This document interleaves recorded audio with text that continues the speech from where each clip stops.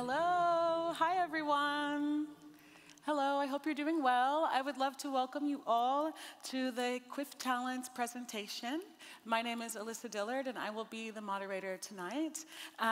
So we'll just start by saying that KVIFF Talents is presented under the Karlovy International Film Festival.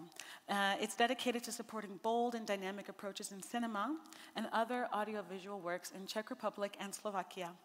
The project's pilot launch was in 2022, and since then, 17 creative teams have been involved.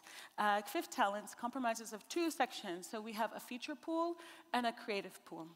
The feature pool focuses on feature-length fiction films in the concept stage, and the creative pool supports audiovisual projects of any format, any genre, and can include films, short films, TV series, advertising projects, music videos, game concepts, and more. Both the feature and creative pool programs welcome creators without age or career restrictions and is open to both creative teams and individual screenwriters. Now, I would love to take a moment to thank the partners of this project, without whom we wouldn't be able to be here today. So our first partner is the Czech Foundation. We also have our partner OnePlay and our new media partner Forbes. So thank you so much for your support, and I would love to welcome the representatives in the room to be with us today. So wherever you are, thank you so much. Give them a round of applause. Thank you.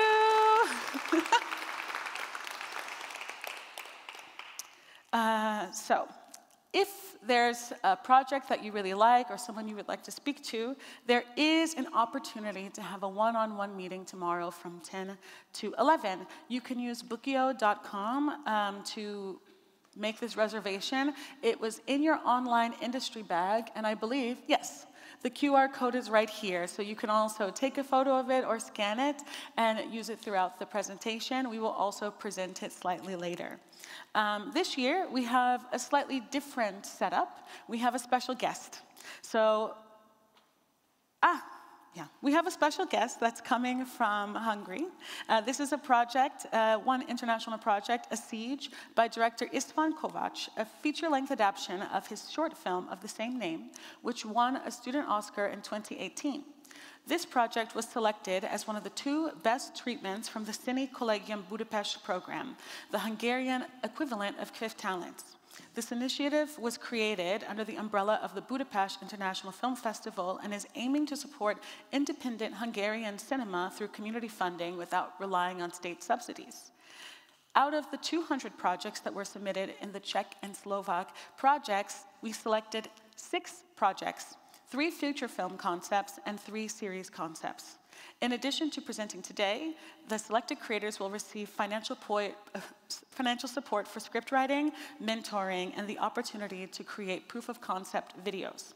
Consultations with experts, and for feature film authors, a residency stay in Karlovy in the fall.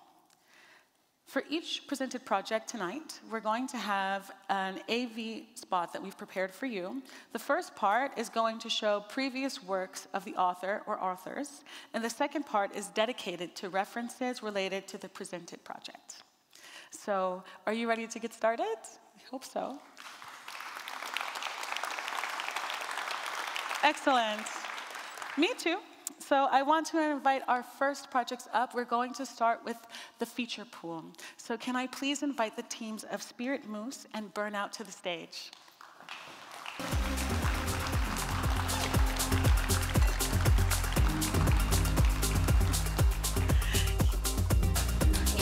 Shake my hand if you want. Oh, yeah, if you want to, of course.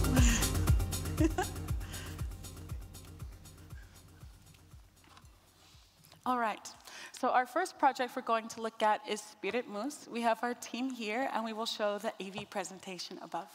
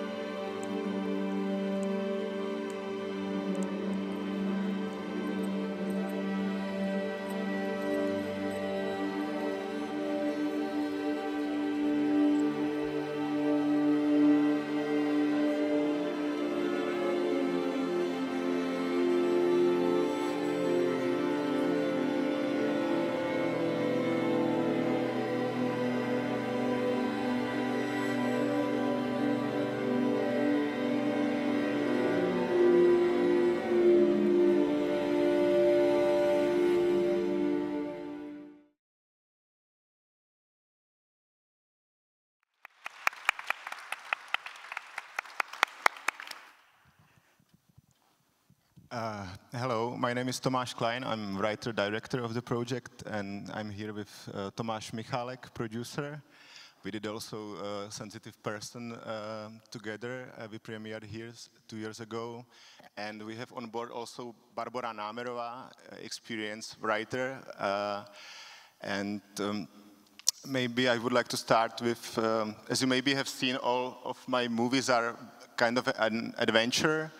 But here, I believe we start with the simple story that was inspired by a Jack London novel. And the novel is actually based on a simple concept from the nature. When the strong winter comes, the wolves, the strong ones decide to kill the weak ones for the strong ones to survive. And the question is actually what's happening if this concept happens to the people. And it took quite a long time to find, for me, right setup. And we spent with Barbora, with the writer, now the research, 1 month research in Mongolia. And I believe we found good setup for the story. And it simply goes like this. It is the story of the group of rich European hunters coming to Mongolia for trophy hunting, to hunt sacred albino moose.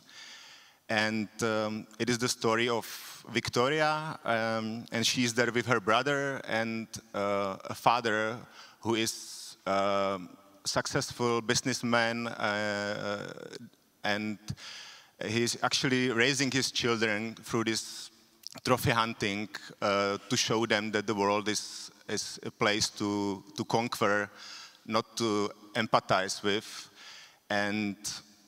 But what happens is they have a local guide. He is hard to read.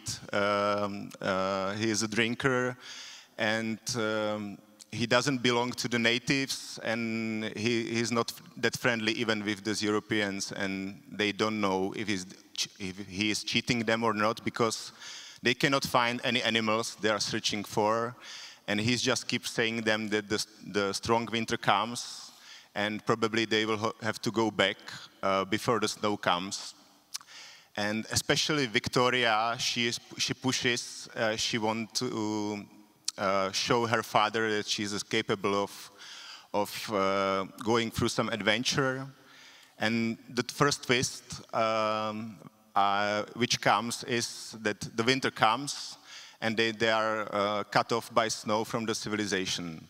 And what happens is that this local guide comes to the head and he starts shooting person by person until his gun gets jammed, and Victoria and her brother survive.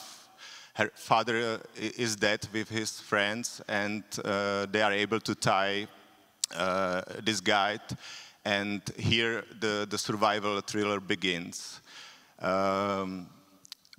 It's for me about the revenge. It's maybe about the justice, some moral things, but which are hard to follow in this nature environment. And for me, there is space for many layers for the conflicts, like what's natural for humans, what's natural in the nature. And also, I think there is in a conflict for Victoria, whether she becomes the hunter or the hunted in the end, whether she will follow the rules of her father or she will find some space for herself. Thank you. Thank you very much. It's interesting to get a bit more into the motivation behind the project, and I'm very curious, how did you find this Jack London novel that inspired you? Actually, I found it, I was making the documentary about Pavel Juráček, this Czech writer-director from the 60s, and he, in 70s, wrote the script based on the novel by Jack London, and it was set in Alaska, there were like golden diggers in 19th century, and that drew my attention, and then I found it was inspired by the novel. And there is exactly this twist of shooting people in the head in the beginning, and then the survival begins. So that was the inspiration, and then it took quite a long time to find a setup, a contemporary setup that I will like for it. And it occurred to me in Mongolia when I was traveling, and I met there people living with the reindeers in the forests, in a peace with the nature, and also this trophy hunting concept that I was studying a little bit. So that was generally the way how we bring this concept alive. Cool, that's really interesting, how to go from the original novel and the multiple sources that lead you to a modern context. And I'm wondering, from the production perspective, like how did you find the way into this project? Actually, it was kind of natural because, as mentioned, we are a long-term collaboration with Tomáš, so it's kind of natural that we try to make another film, and especially this one, I take it like as a step forward, because it's also like, it will be, as Tomáš mentioned, it will be like adventurous, but it will be kind of different, kind of opposite to, for instance, this sensitive person. It will be like, because sensitive person is kind of like a complex complex film. So I think that this one should be like more like the simple story in a way, of course, like adventures. And I think that what is really interesting is that I like the vision of setting the kind of like thriller neo-western, to set it to Mongolia and replace gold diggers by European millionaires to try to conquer the world. So yeah, I think that that's it.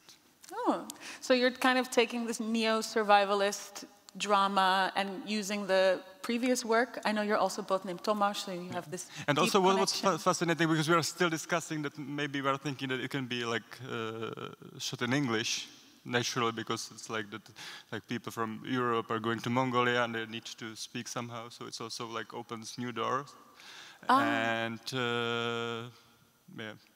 Oh, so you're kind of, because you want to contextualize it in this European and a foreign place, maybe you have to look at doing it in a new perspective for a wider audience, as there has to be a common language in between, so that gives more diversity for how they speak in the film. And just to make sure, since we're here to share the project, what exactly are you looking for in terms of support with this film? Actually, all support is welcome, so, because we are in a really early stage of development, so we have support for script development by Czech Audiovisual Fund. So the journey begins, let's say, so everything is welcome, and we are like at the beginning. So you're at the beginning. But of course, like we need like the first step is development money and support, and then we need to push forward to production stage. And as mentioned, it's kind of like, because the development already started, because Tomáš and Baška, they left, they spent like 1 month in Mongolia, so it's part of the research, and also the treatment is we have it ready, and I think in few weeks we will have the first draft of the script. So. Okay, so open to many forms of support, but also this support for the pre-production, additional funding, and co-production. Yeah, that's it. Cool, thank you so much.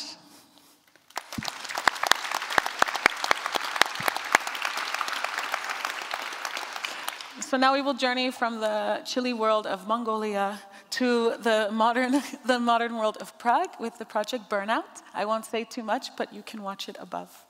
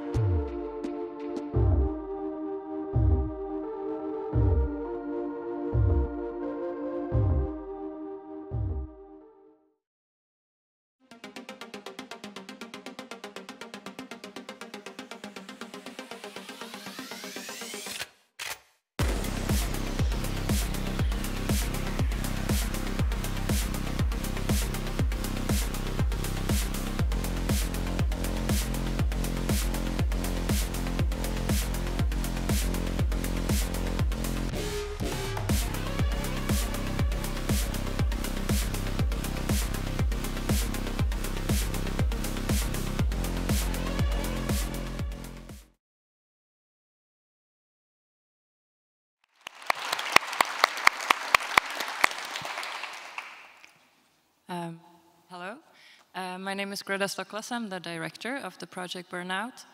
And the idea for Burnout occurred to me about 1.5 years ago when I was walking the streets with my son in a stroller, and I just felt so unwelcomed in Prague because the city belongs to the cars.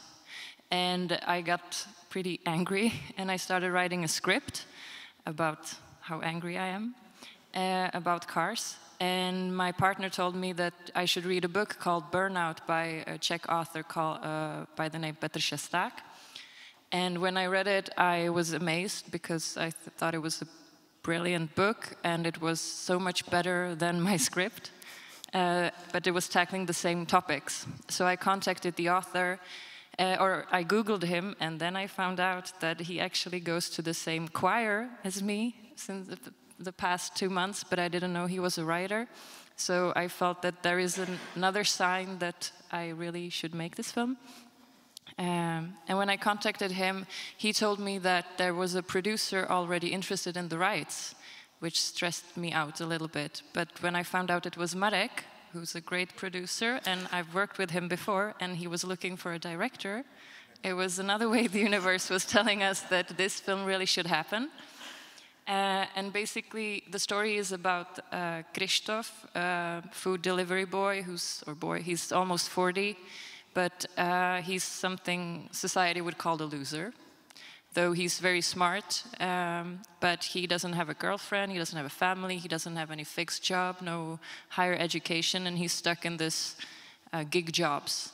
But through him, we map the city and see how he delivers food to rich, luxurious offices, but also to lonely, elderly women and exhausted single mothers.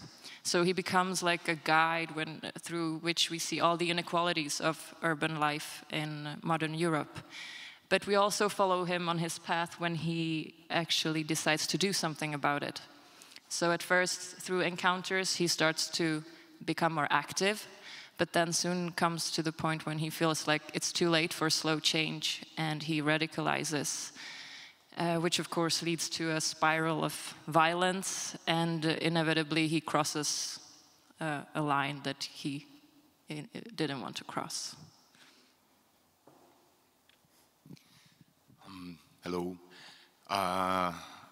When I first read the book by Petr Šesták, Burnout, Vyhoření, I felt very triggered by it and excited. I thought that it's a very powerful, simple and contemporary story about absurdities of living in urban spaces of today. I bike through the city usually, so in Prague I also don't feel very welcome among the cars. So I felt that that story should be told through film. It's tackling very urgent topics, which I think are part of cultural wars, like especially about the public space. What do we do with it? Whether we are actually willing to share it and cultivate it together, or we just like glide through it in our air-conditioned capsules. I thought that this, and I was very happy to find out that Greta wants to do this story, and I'm happy to support her vision and do this project together. She's an established documentary filmmaker, and Burnout will be her fiction feature debut.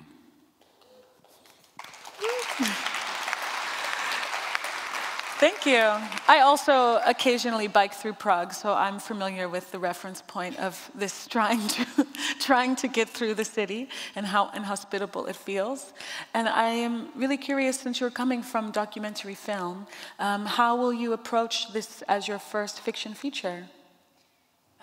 So I have a weak spot for dirty aesthetics.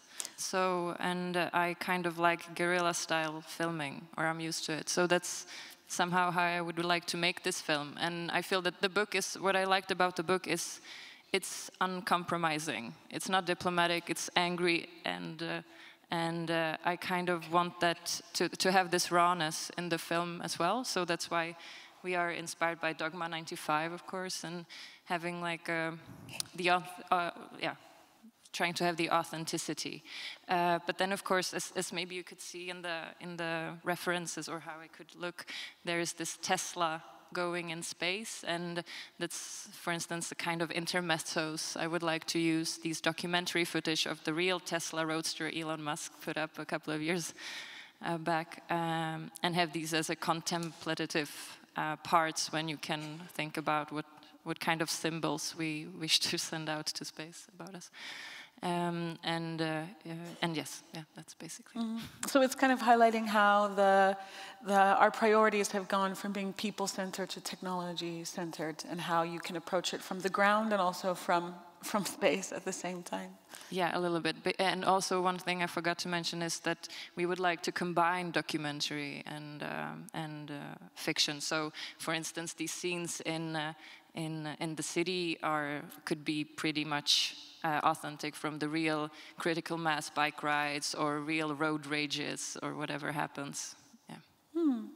And so you have this combination of documentary and fiction, but what is the specific genre that you have in mind?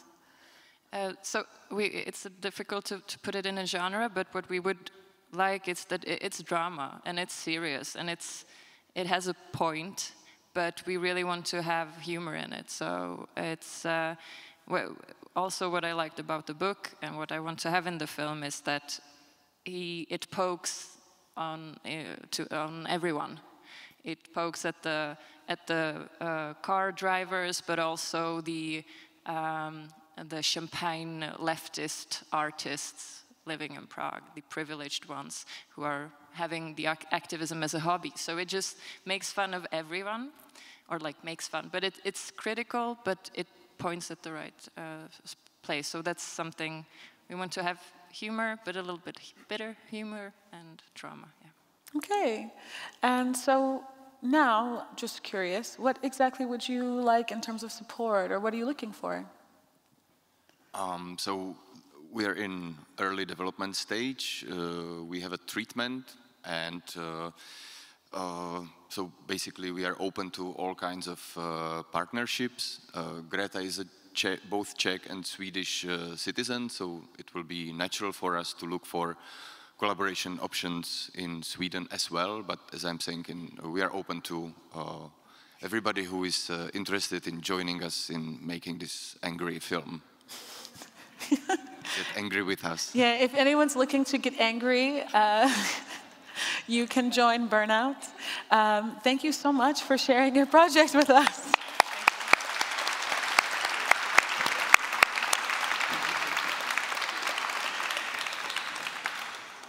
So just another round of applause for our first two projects, Spirit Moose and Burnout.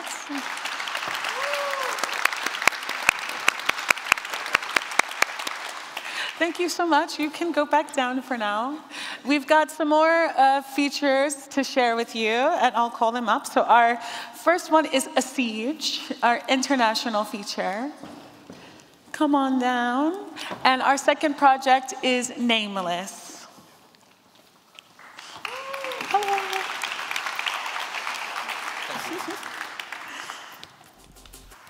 So we're going to start with the project A Siege.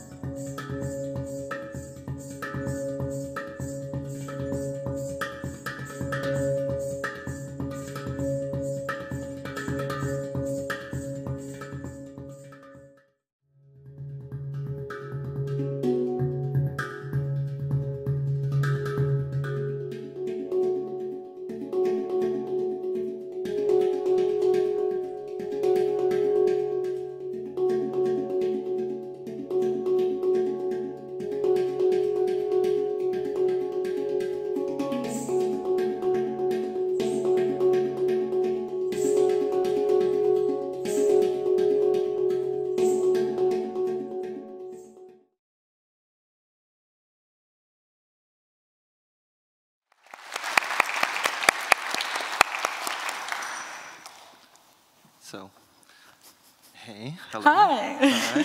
Thanks for having us here. It's interesting to be here with all these wonderful people and these projects.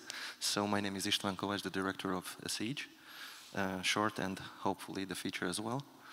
So our story is an atypical war drama. Atypical because it's not about army movements, not about showing battles, but to show the life of the supporting actresses and actors of a war, which are the people who are in it. Our main hero, Thea, a middle-aged woman, lives in a Mediterranean unnamed city. The time is present times, so she is experiencing a very hard moment in life. As I said, she's alone, living in this building complex, and she isolated herself from the neighbors and the people who were close to her. And that's because the guilt she feels of losing her husband. A year before, the husband wanted to flee, but she wanted to stay, and a few days after that he got shot while he was queuing for water by a sniper. A few days later, her son decided out of rage and revenge to join the army and went to the front lines, and a year passed without hearing anything about him or getting letters from him. So this is the point when we enter to the film, and first she tries to find water for mere survival, and because she is, waiting for her son, because no matter what, she's waiting for him. And when she finds out that the fiancé of her son met another man and they will marry, she is completely devastated and went to a rage. But then she starts her inner journey as well, the inner journey of redemption and the basically let go of her grief. Yeah. Thank you. Thank you very much. That's an interesting take on the world of war, like trying to look at it through the everyday, and inside of it, this kind of continuation of life that must go on even with the outside circumstances. But through your description, it doesn't seem like it's necessarily a negative portrayal or it's supposed to have a very depressing message. There seems to be this kind of life goes on air of hope. Am I correct? You are. So it's a very hard movie in a lot of ways, but ultimately it's about saying yes to life and find your purpose in life, even if you are in your darkest hours. There's light. Okay. And with that, what kind of symbolism or imagery will you use to portray this message in the film? So we used water to symbolize her journey. The water is a symbol of life, it's a biblical symbol. And first she tries to find water for survival, which is insane in a city where there's no food, electricity, or water for months. Even to find a few deciliters to drink it. It's very hard. But she's on a mission to find 150 liters to bathe in it, to clean herself, to clean her soul, and to become a human being again, a woman again, and to go to this wedding and celebrate the new life of her son's fiancé with a new man. And this approach, because this is originally a short film, but your approach is quite unique in that you don't want to take the short and make a direct feature off of the short. You're going to approach this particular version differently, am I correct? Yeah, you are. It was basically it was 7 years ago when we launched the short film, and we started a completely different project after that because we thought that okay, we are through with this. But the character of Thea, our main hero, just stayed with me for a year. And one day I said to my friend and writer, common that, okay, I'm sorry, we were developing this other story for a year, but we have to put it down because you know, every day I think about Thea, and we have to move on with her story. So we tried. In the past 4 years, we were you know, developing the feature story, and we just didn't want to blow off the short and just see it in a 90 minutes format. So everything is different. Basically, the only thing which stayed is the hero and her desperate journey to find water in a city without it. Interesting. I love this with projects, when you have a character that just keeps going with you, and you're trying to do something else, but the project and the craft is leading you in a totally different direction. And it's amazing when artists actually follow that voice. Now, for the business. What are you looking for, my friend? What kind of support are you looking for your project? Well, we are looking for a lot of support because now it's not an easy task in Hungary to make your project alive, as you may know. So we are in an interesting situation where the funding from the Hungarian Film Fund is not available. So we are looking for producers in an interesting co-production with us to make this film happen. We already won creative media funding for developing the script. We have a second draft, which is very close to the shooting draft right now. And yeah, this is how we are now. Okay, thank you. Thank you. So if you're interested, don't forget to reach out, and thank you so much for sharing your project with us. Thank you.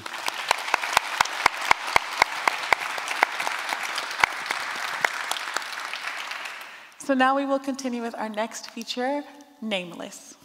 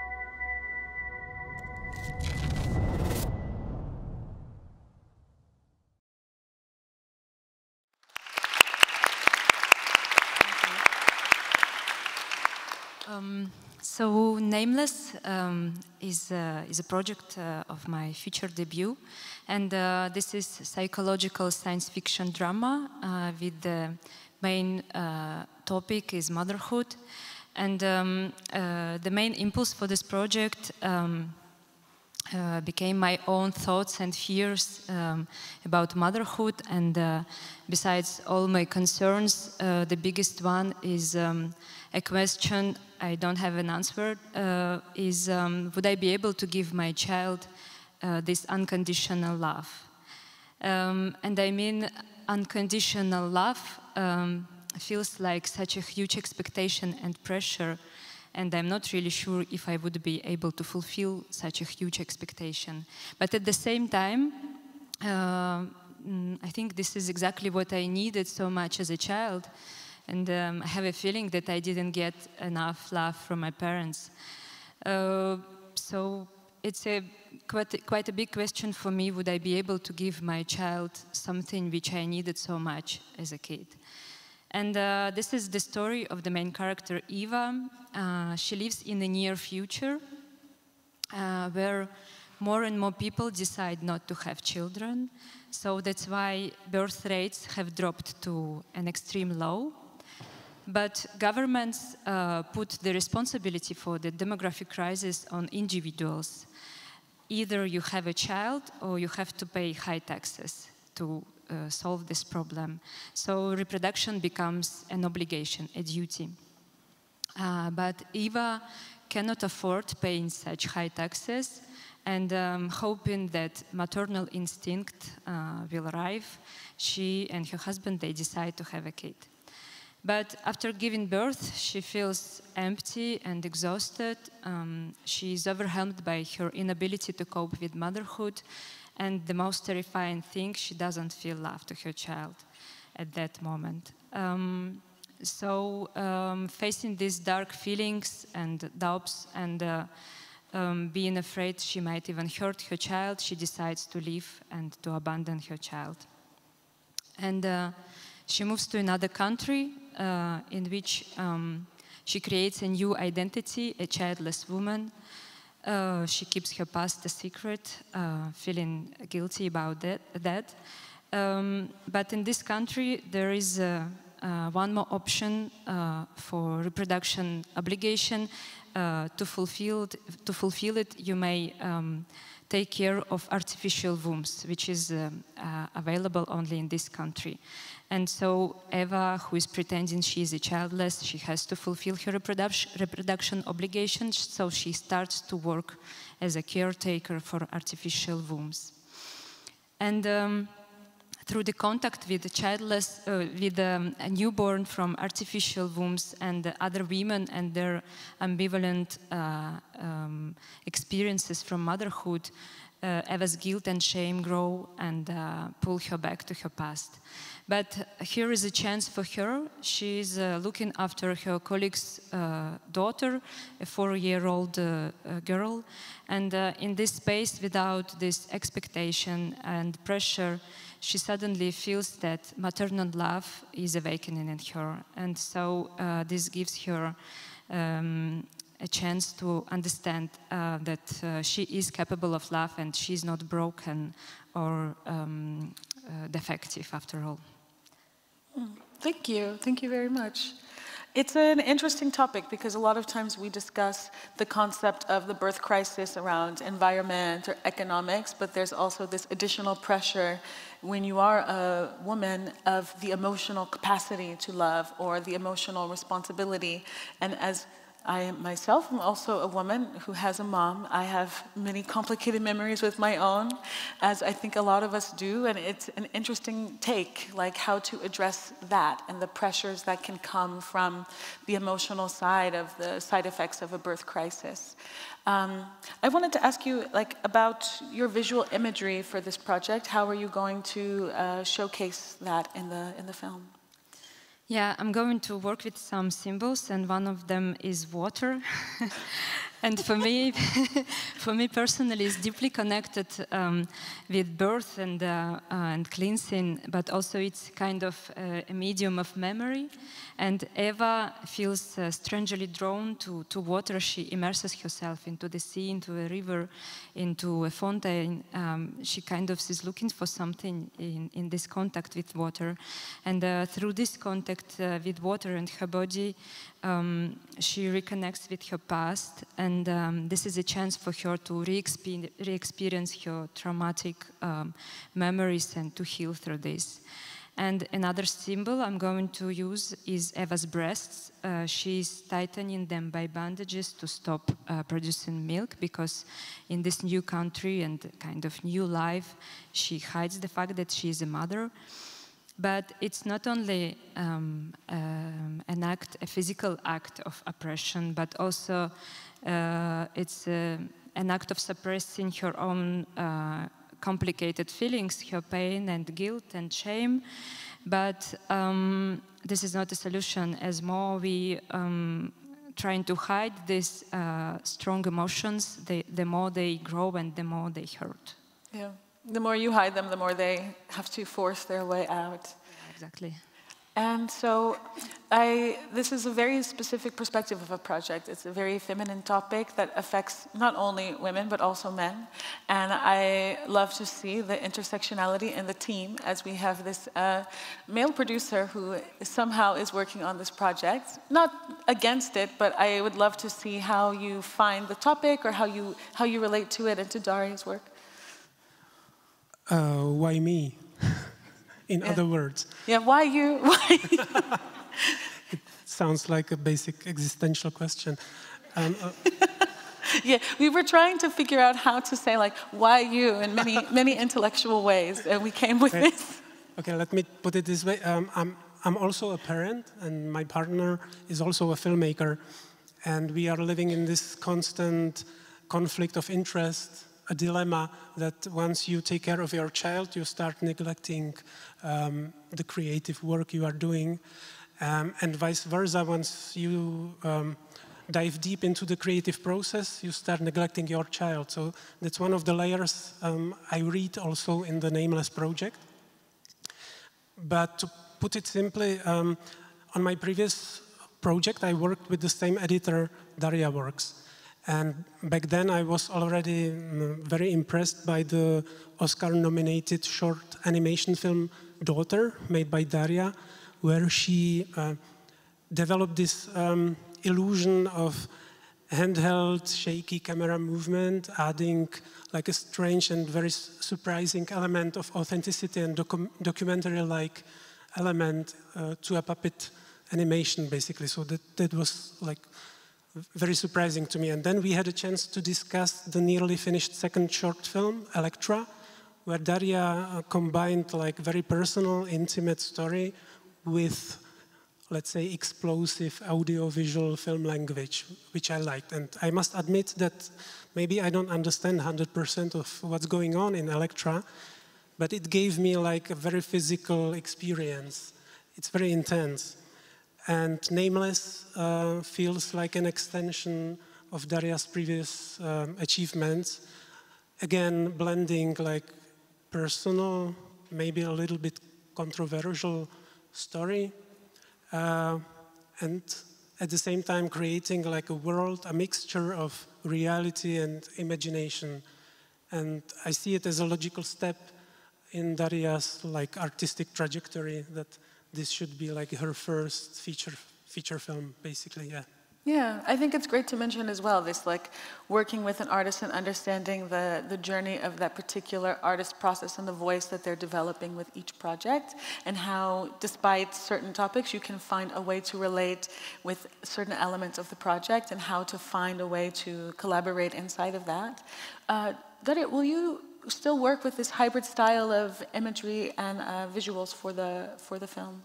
Yeah, exactly. They started already experimenting with this hybrid form, blending live action and animation. I'm going to continue. But in this project, I'm going to develop this technology because in Electra, we shot actors in frame-by-frame technique, in stop-motion technique. And this created this shaky movement which fit to Electra, but I think for the feature film, it's not gonna, it would be not easy to follow. So I'm going to develop a technology in which I'm going to have actors in live action movement, in more smooth movement, but still I'm going to use stop motion animation of objects around or surroundings, or to help me to show inner world of the character, or fears, or imagination, which I think animation is really great tool for this. Cool, that's really cool.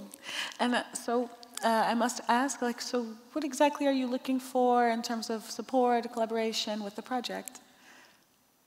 We are also part of the early development gang, so we are at the beginning, although we already have some support, development support from the Czech Film Fund. So we are looking for co-producers and other people who are ready to experience this. Yeah, I forgot to tell that it will be like science fiction, so if you are ready to dive into the science fiction world, let's talk.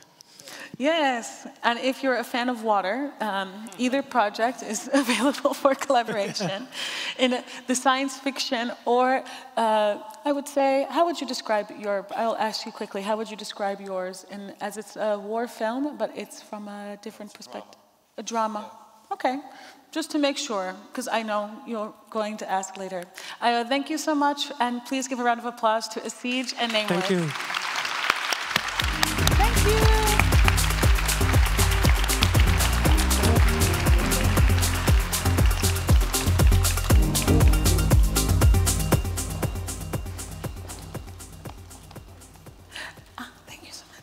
So now we will continue with the creative pool. I would ask the first two projects to come up, which would be Mold and Remake.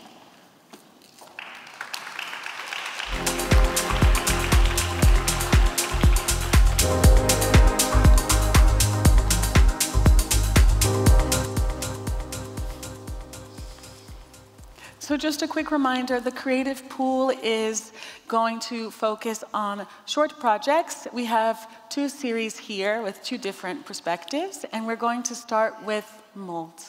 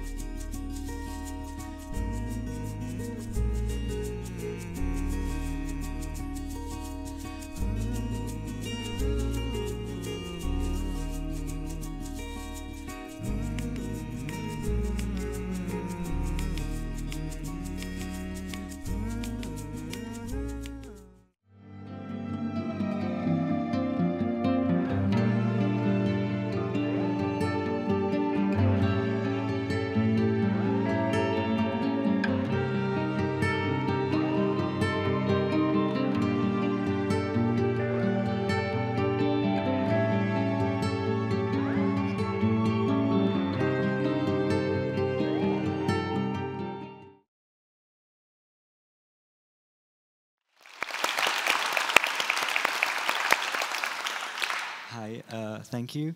My name is Filip Kastner, and I'm the director, and this is Tereza Havlova, the producer. And our main heroes are Leah, Stevie, and Eddie, who are characters that I've had since I was like 15, and I have so far worked with them on some smaller projects like illustrations and some short animations, but this is the first time that I'm trying to give them a bigger story and a world to live in. So Mold is a mini-series about these three friends who are Leah, Stevie, and Eddie. Leah is an introverted girl who likes to read, and she is the smart one of the group. Stevie is an impulsive boy who likes telling spooky stories despite getting easily scared by them. And Eddie is the most mature of the group. He is crafty and adventurous, but he can sometimes lose his temper.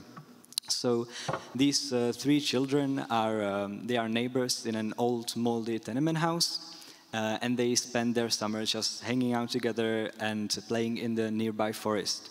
But one day, Eddie disappears. Leah and Stevie are left alone to solve this mystery, and while searching for their lost friend, they discover other strange things that are happening in the house. One of the neighbors gets delivered suspicious packages, another one is hiding a really weird hobby, and the whole house is slowly getting overgrown by black mold. Each of the characters have to overcome their fears. Stevie has to face his fear of ghosts, and Leah deals with some old trauma that gets resurfaced when Eddie disappears. Eventually, the children piece together a story of Eddie's family history. They discover that Eddie and his mother had to flee during the night to escape Eddie's abusive father, who now still lives in the house and roams the hallways looking for his son and for revenge.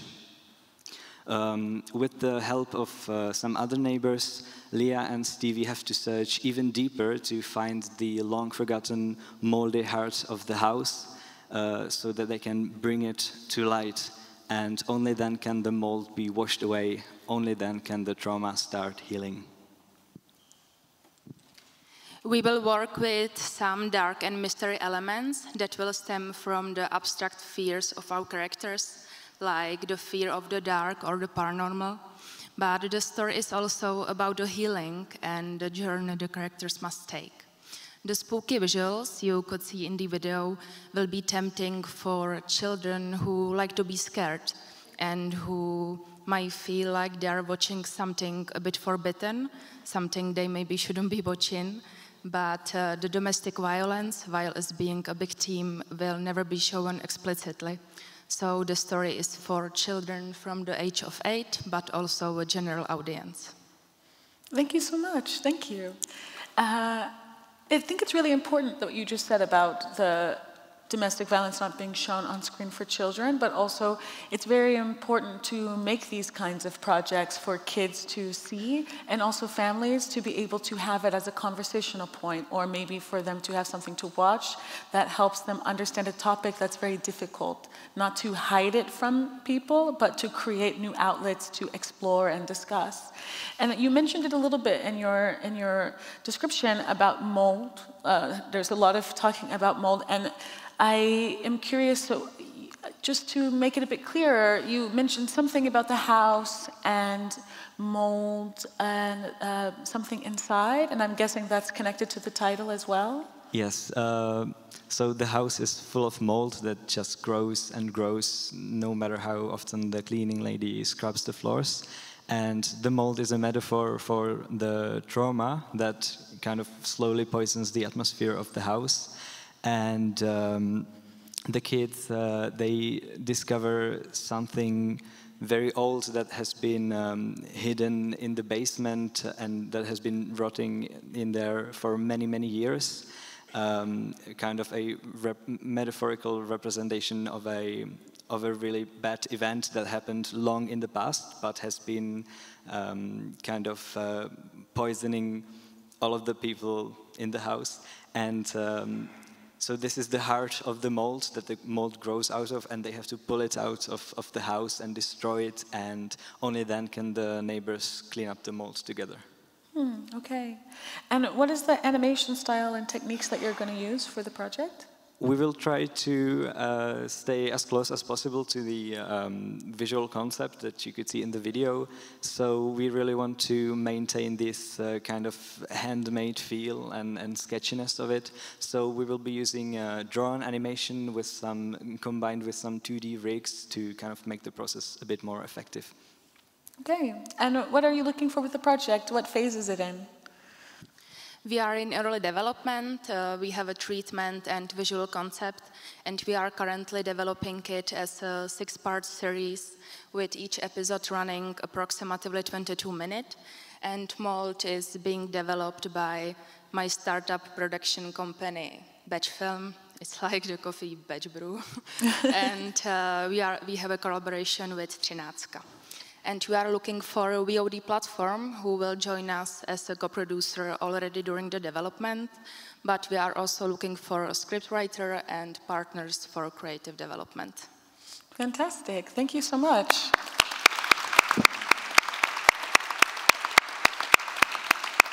And I just have to say, like, if you happen to look at his socks, he has the best socks of the day. They're the Pat and Matt socks. They're really cool. So thank you so much for sharing your project with us. All right. So now we have our other series, Remake.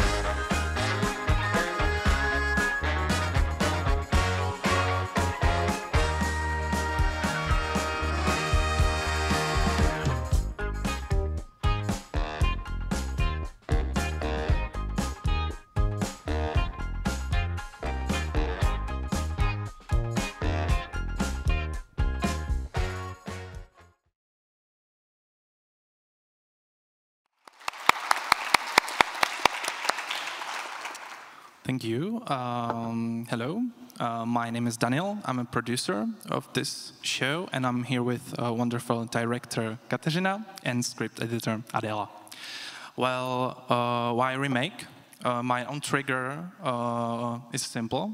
The Czech remake songs all of us know, but we never question why they did this song, under which circumstances, and what was smuggled into these lyrics.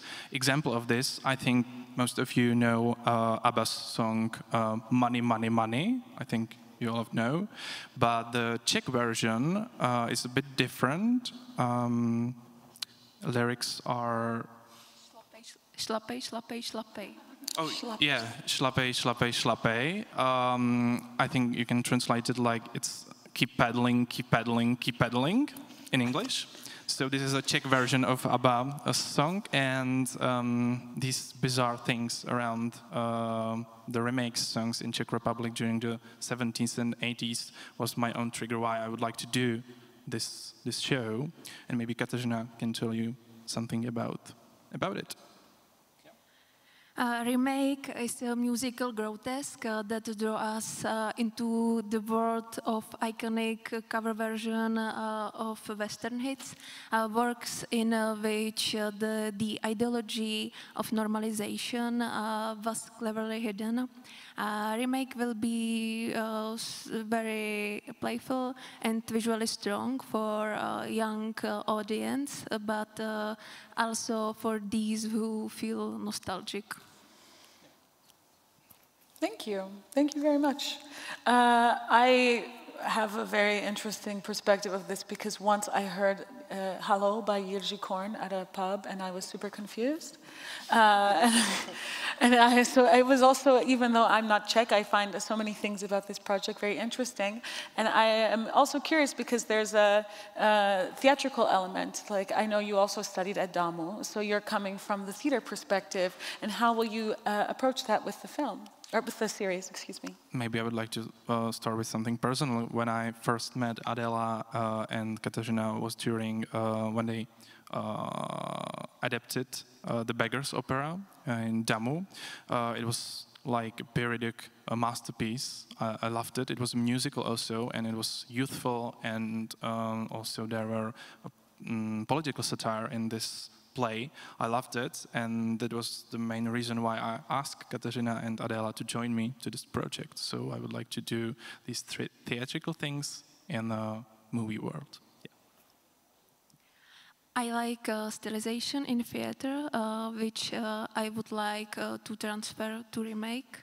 I hope to collaborate with actors from the dynamické theater, where I am part of creative leadership.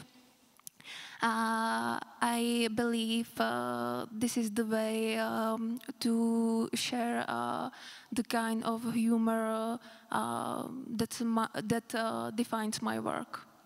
Okay. Yeah, I always love to see these combinations of how to create this fresh perspective combining film and theater. So it's really interesting.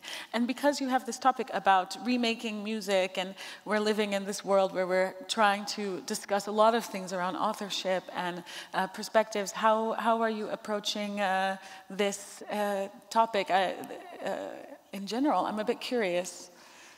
Yeah, definitely. The question of authorship is the essential topic of the whole project, and that's also what makes remake actual with its topic even nowadays, because in the age of AI, the paradigm how we perceive the authorship is changing like almost every day.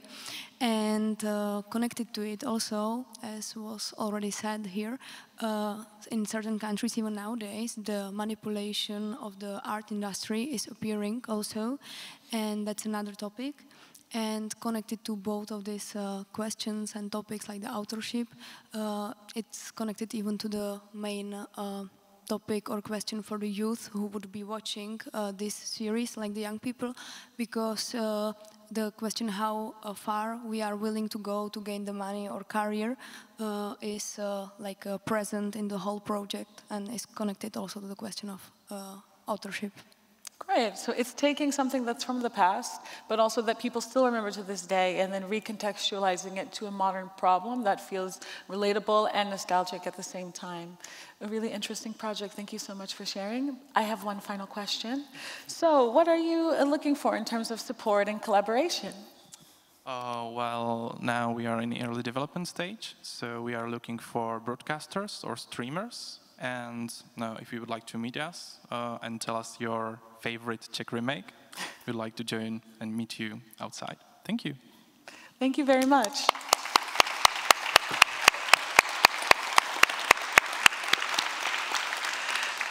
Thank you so much, teams of Mold and Remake, and we'll see you very soon.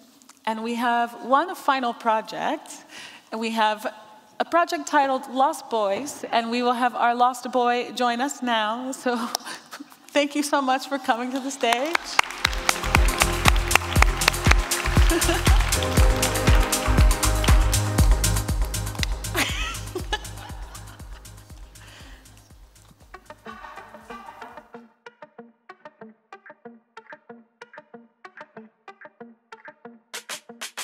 Nechcem chudej život, žádný broke shit. Si 30 vyšla, musel jsem jí koupit. Obětovat všechno pro ty rodiny, family. Všechno začali jsme tu a tady. Všechno pro rodinu, všechno pro ty money. Od chebů, sokolov a vary. Kufru, Mercedesu, mačety a gany. Peníze si nikdy nevybíraj strany. Vậy thì ai chẳng thể biết xung quanh ta ai mới là kẻ thù. Đánh mất hết những thứ quý giá như một thằng ngu. Chạy thật nhanh nếu không muốn bị bắt kịp just move. Kdo jsou moji bros? Otočili se ke mně jak všichni zády. Stop overanalyzing.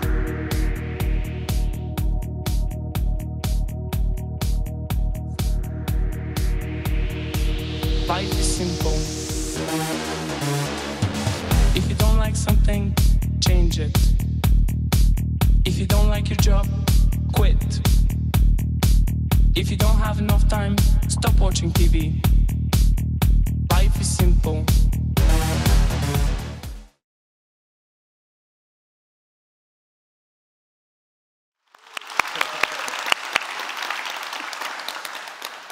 Okay, so life is simple, and this is Fight Club for Gen Alpha. And you might be thinking, why Gen Alpha? Because Gen Z is so trending now, and why Gen Alpha? So I'm thinking ahead, and my my timeline is that right now the kids, I think they are spending too much time online, and I see a lot of people now watching their screens. So these kind of technologies, I think they bring us apart. And these kids can have the screen time up to 10, 11 hours a day. And I think it's alarming a bit. So The Lost Boys is a story of this young girl, a Vietnamese girl, Giang, who is trapped in this technological world. She just came from summer break just to realize that something has changed. She's not a child anymore, but she's not an adult. So she's struggling with this feeling like, what am I? Why I'm feeling such shame, and I'm always scrolling and I don't know what to do. And one day she stumbles upon a fight video. Local boys, simple video, they're just like fighting, and suddenly she feels this realness of this offline world, and she falls in love with this kind of entertainment. And this algorithm, it keeps showing her these kind of videos, and she's really falling for it. And one day she tries to change her life, and she wants to join this boys club. And when she finds them, she wants to join them, and they tell her, sorry, we are lost boys. We are not lost girls. So maybe you can never join us. And then she gets an idea. What if she creates this male alter ego, Kenny, who will be everything she has never been. She will be this strong boy who will take action every time he can. So she puts this plan, and she lives a double life, because at home she's this innocent girl, but outside she's this fearless boy who is not afraid of anything. And as the time goes, she gets into this lost boys, and she gets into a fight, and she has so much energy, and she hurts a person. And suddenly, everything is like wrong again. She needs to face consequences for what she has done. And this is the moral of the story, that even though offline is good, too much offline might not be good for you. So don't go into extreme. Yeah. It's an interesting thing, especially when you're making something for a younger audience, because they think a lot in extremes. Like, there's extreme online because they want to do it all the time, but then when they're offline for the first time and the world comes at them, they want to really engage and go full to the dangers, and to show them the dangers of both, and slowly use the project to help them find a healthy middle. Is I'm guessing what you're getting. You need to find the balance. Like, yeah. Don't overdo anything. Don't overdo anything. And it's interesting that you're thinking very forward about Gen Alpha, but so Gen Alpha now, because a lot of people talk about Gen Z because now they're entering adulthood, like the working sector, but Gen Alpha is still in school. Yes. Because to make an animation, like most of you know, it takes time. So we want to make it now, because otherwise the Gen Alpha will be too old for this, and we will go for like Gen Beta maybe, I don't know. So we need to make it for Gen Alpha, and so that we can like improve something in their world and maybe change something in this. So catch them at the right age so they can become a part of their cultural experience and their life. And so it's animated, but you're not originally working with animation. So who are you working with for the animation of the project? Yeah, I'm like a director and producer also. And I have no background in animation, but I like animation. So, so I think I can work with skilled artists who can like make a lot of work for me. So I'm currently working with this Asian anime studio from Myanmar, and we will be making this teaser for 2 minutes or so very soon, right after KVIFF. Okay, and so you're working with them for the proof of concept, and it's particularly and specifically the anime style, correct? Yes, I think this 90s anime style will really like stand out in this TikTok world where everything is polished and AI. So I think it will make a splash, hopefully. Okay, and what are you looking for now? Do you have any partners? Oh yeah, I have some partners here. So from Nutprodukce, Lukáš and Tomáš, can you like show yourself to the people? Wave. And also Eva from Czech Television. Hey, hello. And we are looking for more people who will be like bringing some money and who like anime or like would like to try anime. I don't know. Okay, so anyone who likes anime or interested in the concept of anime, preferably people who may have skills and or money, or money. Or who has a child. Yeah, anyone who has a Gen Alpha child where we can ask them questions, show them some things, see how it works. So that's what you need right now. Yes, yes. Okay. Well, I mean, I think that the project is really interesting. I actually worked as a teacher for many years, so I'm a bit familiar with Gen Alpha, and they are a tough audience to get into. They have a really fast attention span, but it's true, they love anime, and they love these things that feel really real, and when you can find the way in, at first it's hard, but if you can catch them where they are, then you can really blossom and give them a new opportunity to experience something new. Actually, we want to make a focus group of Gen Alphas only, so that they can get on board with creativity as well. Because cool. They could like help us a lot because we're old already. Cool. Thank you so much. Thank you.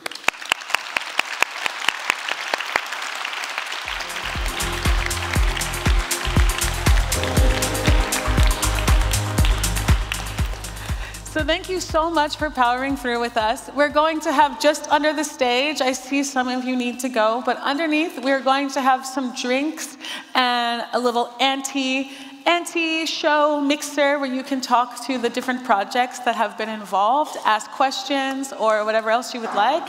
I would like to give another round of applause to everyone that was involved today. Thank you so much.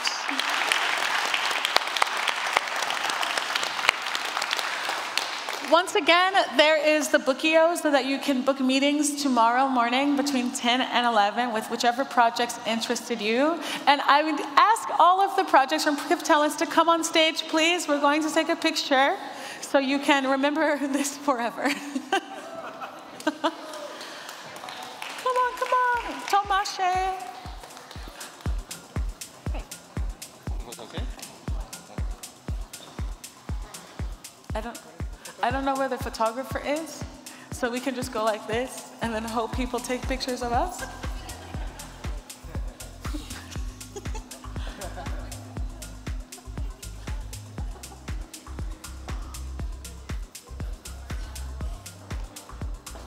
Okay, we look too formal. Come here, I'm gonna make you go like this because, or something, so we're closer. We look like we're waiting in line for a fronta pošta.